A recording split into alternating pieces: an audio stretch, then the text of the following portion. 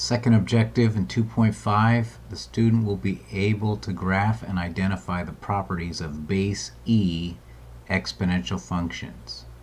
First objective was about exponential functions in general, and now we've got base E exponential functions. So it's just special kinds of exponential functions, so that the base is this number E. The number was discovered by the great Houston mathematician Euler, Leonhard Euler, my hero.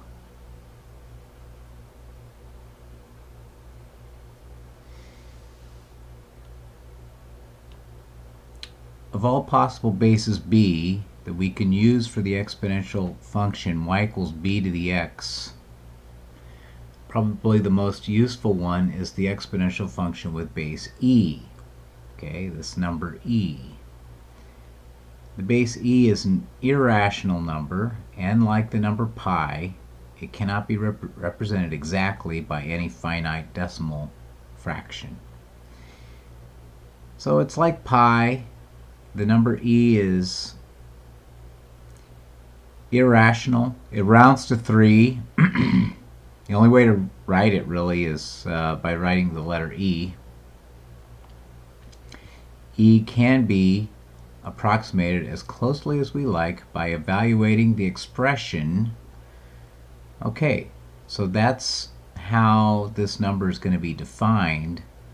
E is going to be defined by using the xth power of the sum of 1 and 1 over x. And what we're going to do is we're going to say, okay, let's let x get big. Okay, we're going to let x get, as big as x can possibly get. And we're going to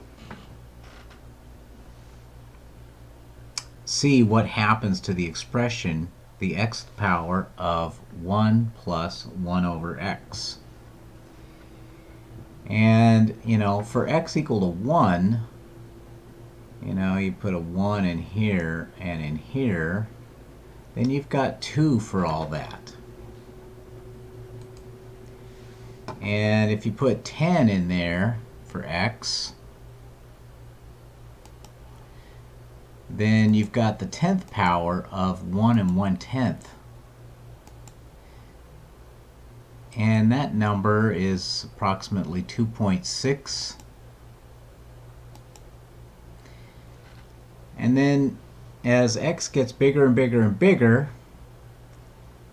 then this number very slowly is approaching, this number. It's about 2.718. And so as x gets larger, we can see from the table the values approach a number whose approximation is 2.718. And what helps me remember this number is a story that was told to me by one of my old instructors, who said that something important, some event happened on February the 7th of 1828, because those are the next two digits of this number, 1828.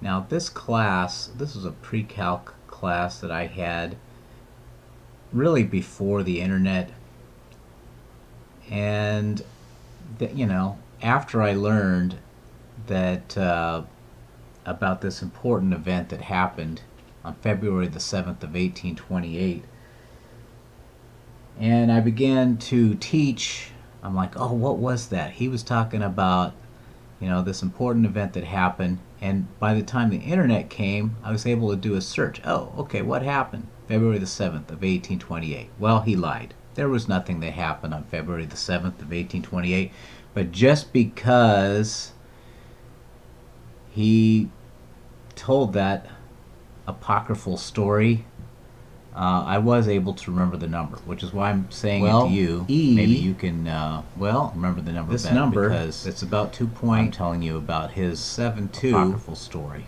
is greater than 1, and so it's going to behave in its graph. It's going to behave like other exponential functions with bases greater than 1, like 2 to the x, 3 to the x, and so forth.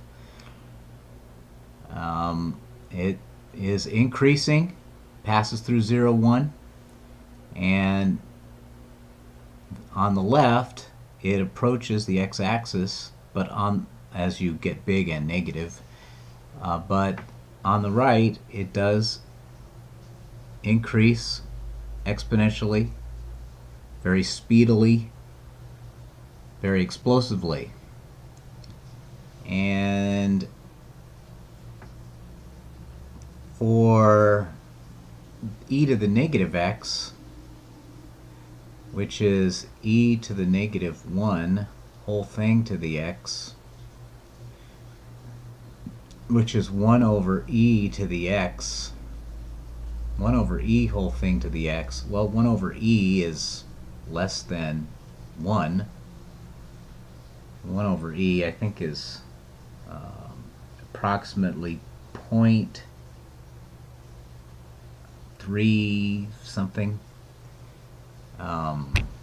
Let's see, it would be 1 over about 2.72. So yeah, it's 0.3 something. So 0.3 whatever.